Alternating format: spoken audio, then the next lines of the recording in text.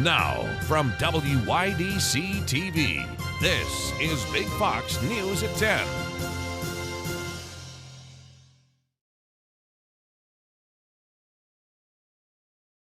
As the U.S. waits for the coronavirus vaccine to be approved, the number of new infections continues to surge. Hospitalizations have reached new levels. Several states are considering or have already implemented new restrictions, and more than 283,000 people have died.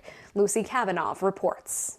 Across America, the coronavirus is spreading faster than ever. A whopping 1 million new cases of COVID-19 reported in just the first 5 days of December. This is a 4-alarm fire, and we can't pretend that it's not blazing simply because it's been blazing for the past 8 months. Many hospitals stretched to capacity. This surge is different than earlier surges because it's not about PPE, it's not about testing, it's really about healthcare capacity. And certain places are just being overwhelmed. 10,000 COVID patients are in hospital beds in California alone, where severe new restrictions are now back in place. Restaurants in many California counties are limited to takeout and delivery services only. Reopen! Some pushing back. One restaurant owner frustrated her outdoor dining patio has been forced to close, even though she says a video production company set up an outdoor eating area for its employees right next to her own parking lot. Tell me that this is dangerous, but right next to me as a slap in my face, that's safe.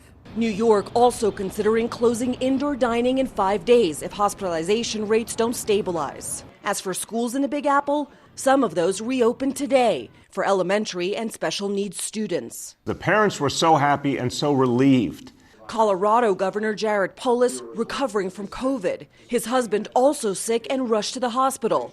Posting on Facebook, "I experienced a worsening cough and shortness of breath. My doctor suggested as a precaution I go to the hospital." This, as experts warn, it's about to get worse. And the situation is that as we enter now from the Thanksgiving holiday season into the Christmas holiday season, it's going to be challenging. Some hope seemingly around the corner. Pfizer's vaccine expected to get emergency authorization from the U.S. Food and Drug Administration, which meets Thursday. But according to a CNN analysis, the first shipments will fall short of what 27 states need to vaccinate their priority group, frontline healthcare workers and the elderly. According to the Surgeon General, nearly half of all COVID deaths are among those in long-term care facilities or are older. We want to make sure we're giving it to the people who are most likely to die from this virus. We also want our healthcare workers who are on the front lines to be able to get it.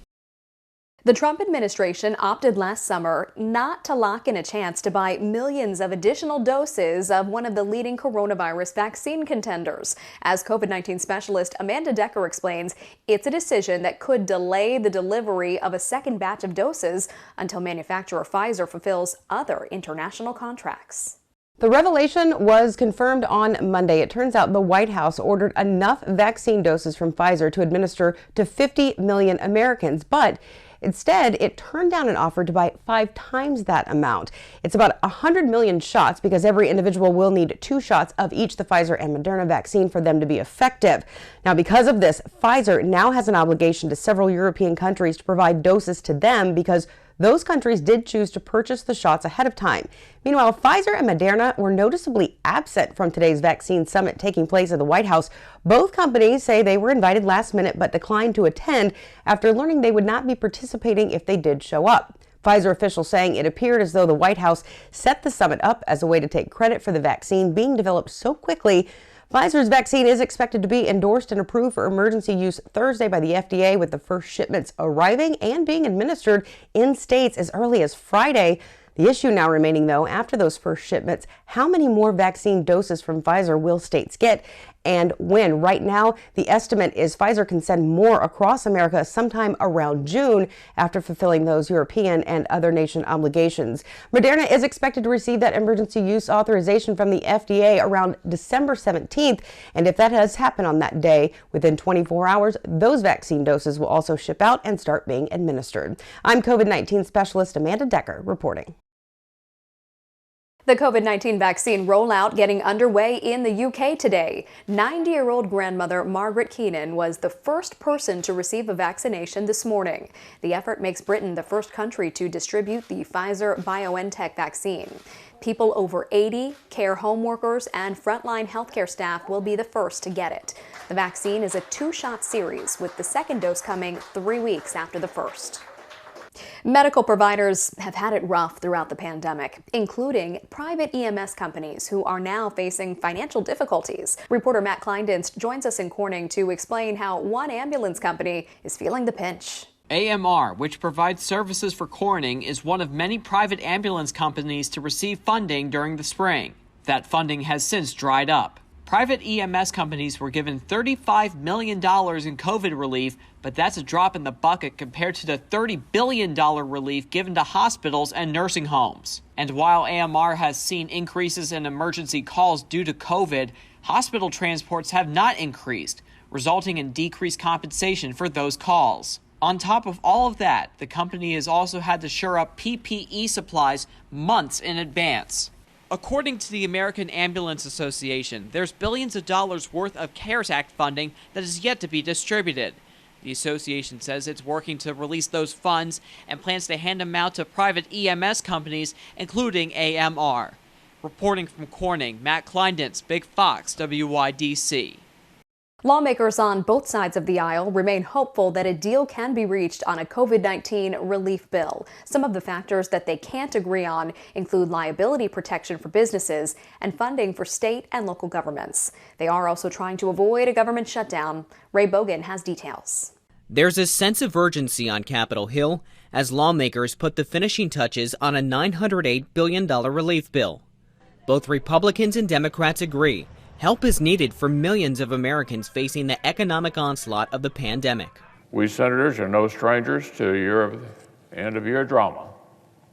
By this time, the stakes are far higher. It's going to take a sense of urgency now, Mr. Leader, and it's going to take a willingness to give a little. A bipartisan group of senators met Monday trying to put together the final text of the bill. They plan to unveil it as early as today. Neither side can seem to agree on how much money should go to state and local governments. Senate Majority Leader Mitch McConnell has also made liability protections a central focus of his priorities. It's something most Democrats do not support. We don't have our ducks in a row.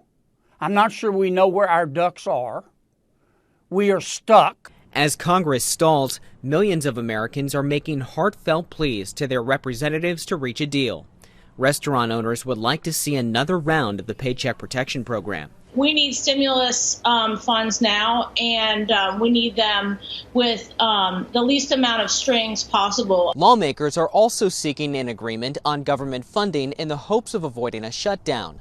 The House is expected to vote on a temporary extension tomorrow. Ray Bogan, Fox News. The Steuben County Sheriff's Department is set to host its Fill Up a Patrol Car event. The Toys for Tots event is taking place at Walmart's Painted Post and Hornell locations. People are encouraged to bring unwrapped children's toys to the event. Residents can also drop off donated toys at the Steuben County Public Safety Building in Bath. The event will run Saturday from 10 a.m. until 2 p.m. The Haverling High girls soccer team was able to pick up a sectional championship this season, but because of COVID-19, their shot to play for the state tournament was taken away from them. Today, our Zach Simonar caught up with the team's head coach who spoke about the team's successful season. Well, it's time to say hello and welcome in Braden Ordway, the girls soccer coach at Haverling High School. I want to thank you so much for taking some time, Coach. Let's get right into the line of questions because COVID-19, oh boy, has it been a crazy season with COVID-19. Kind of talk about some of the challenges and how difficult it was to coach your team amid the pandemic. It was definitely a challenge. Mask wearing was involved. Social distancing, all of those things were things that coaches had to put up with this year. But my team did a fantastic job with all those parameters. So I'm proud of them for that. Now, you got to play 15 games. That's a lot more games than other teams got to play. How rewarding was it for you? And what's the sense that you got from your kids and how happy they were able to play? It was so awesome. The season, like I've said multiple times, it was the best part of my day. I hope it was the best part of theirs. I know that they truly valued it. And I've heard from many parents even just how rewarding it was to be able to complete this season. Now, you, like the boys, won a sectional championship, but there was no state tournament. Do you feel kind of slighted a little bit, even under the circumstances, that you maybe could have had a shot at a state title? Well, going in with the mindset of already knowing that the state tournament was not happening, we were prepared, and we knew our end goal was sectional champions, and they achieved that, and I could not be more proud of them. It's Braden Ordway, the girls' soccer coach at Haverling High School. I want to thank you for taking some time, and good luck next season. Thank you. Still ahead tonight, and Arizona University announcing new plans for campus-wide coronavirus testing. We are changing our testing protocols for next semester. We think we can do about 3,000 of these a day. The testing they're rolling out, school officials say, is faster and easier. Here's your local stock market update from Big Fox.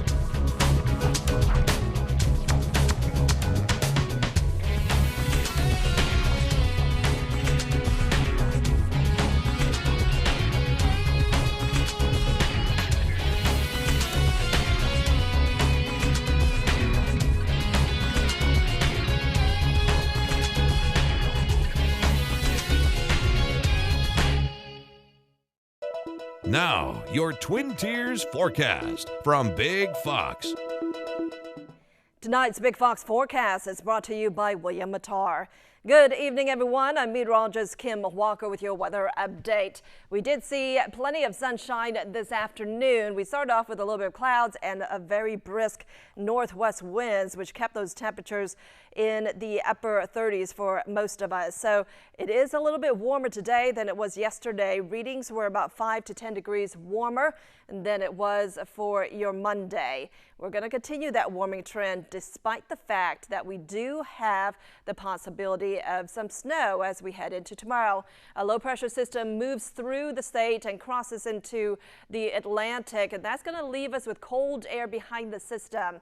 And so there could be a little bit of snow. We're anticipating anywhere between about an inch in some locations, maybe even 3 inches in some isolated areas. But I think for a majority of us, it will be less than an inch. But here's a look at your planner. It's going to be off and on snow throughout the day, just some snow showers. I don't think you need to break out the snow plow because I just think that most of us really won't pick up all that much.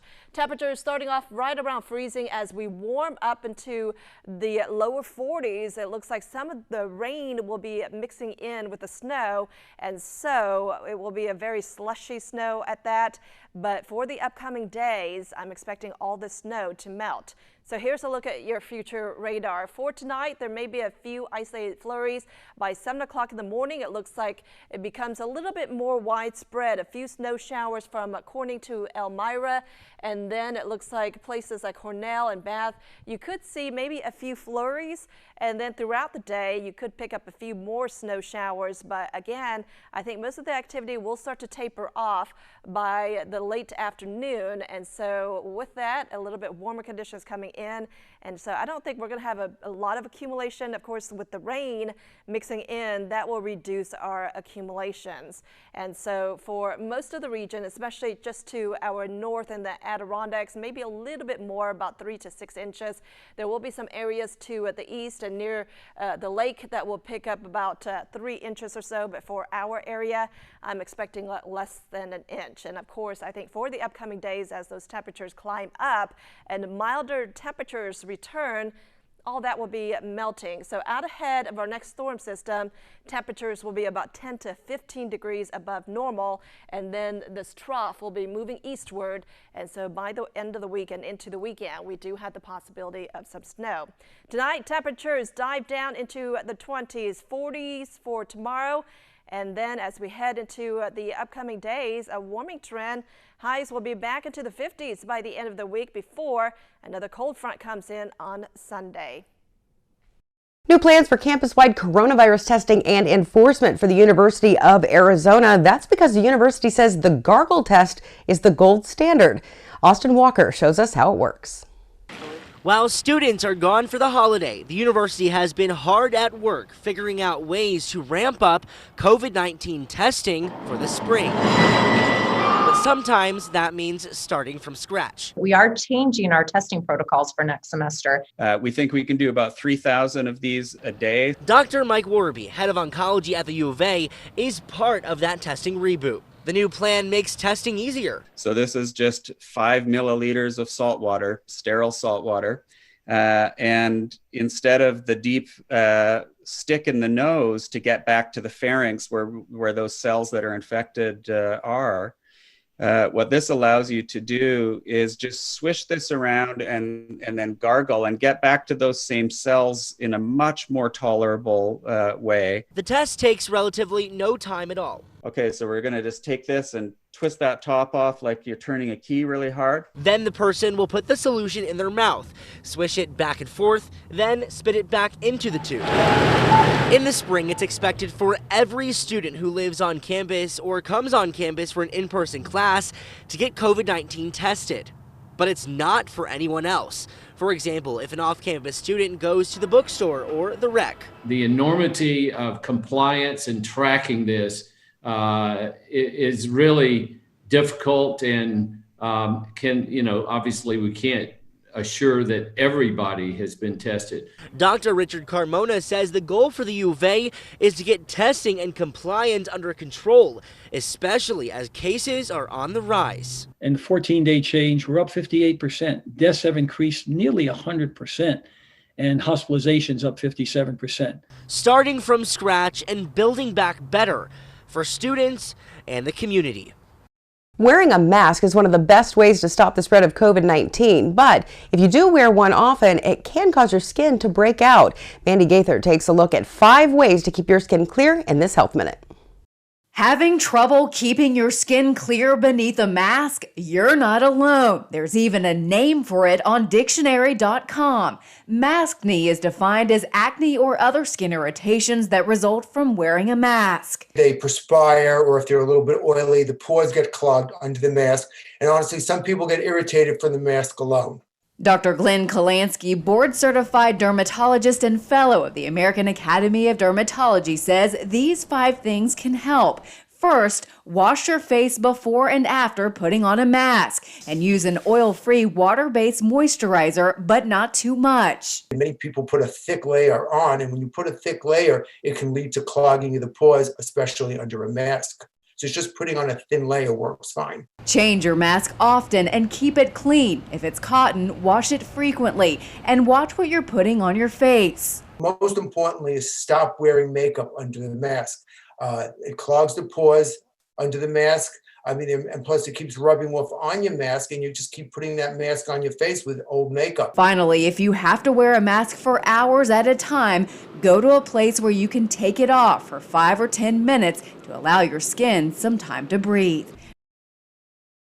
New numbers show an increase in people looking for love on the internet during the pandemic and a shift in the types of relationships that people may be looking for. Britt Conway has all the details. How is everyone?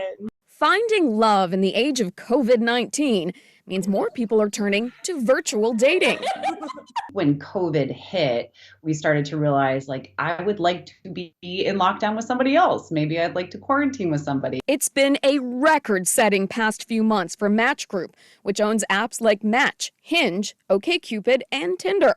The hike in activity has been growing dramatically since the start of the pandemic. Match Group saw a 15% increase in new subscribers over the second quarter of 2020.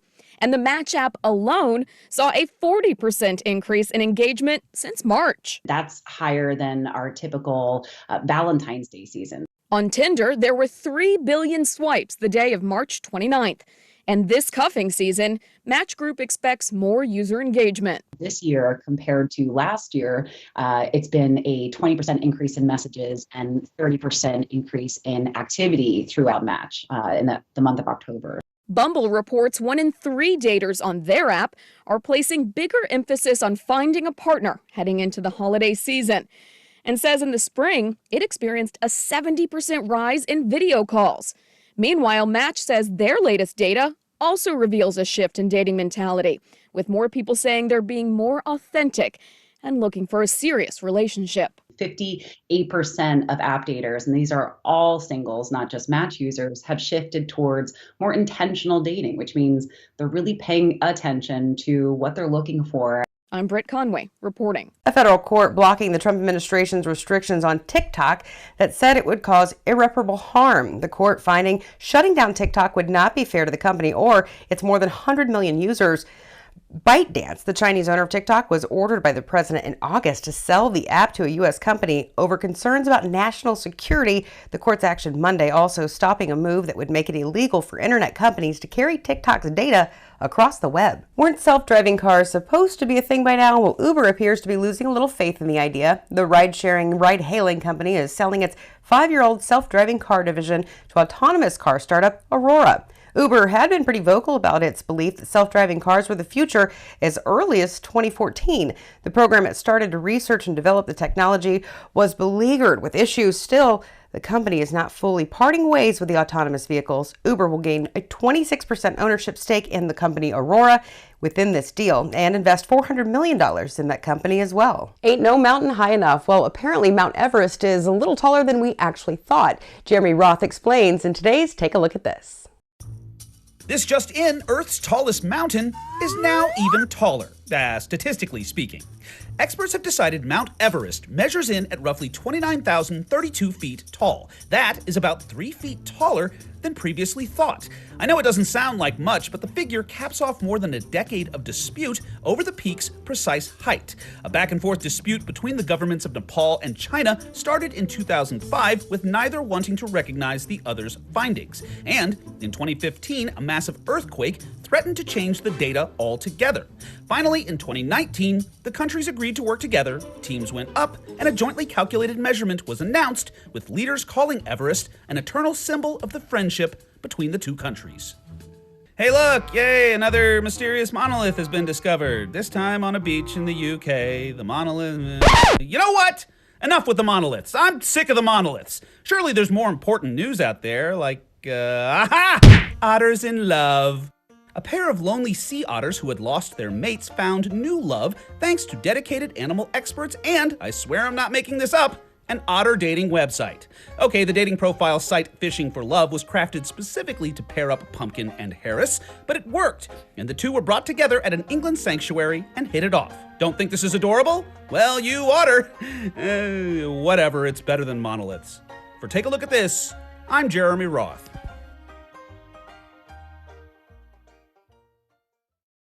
We want to leave you with a smile tonight. Usually Christmas decorations are centered on a tree or Santa Claus, but one Missouri homeowner has rolled out a theme inspired by the pandemic. Along with the twinkling lights, the decorations include toilet paper rolls dangling from the trees, a gigantic roll dominating the front lawn, and a T-Rex donning a face mask. It took about a week to complete the project in what the homeowner is calling 2020 Christmas, ready to wipe it away. He says his hopes are that people will get a kick out of his decorations and says many people are actually stopping to take pictures. Thanks so much for joining us. Have a great night.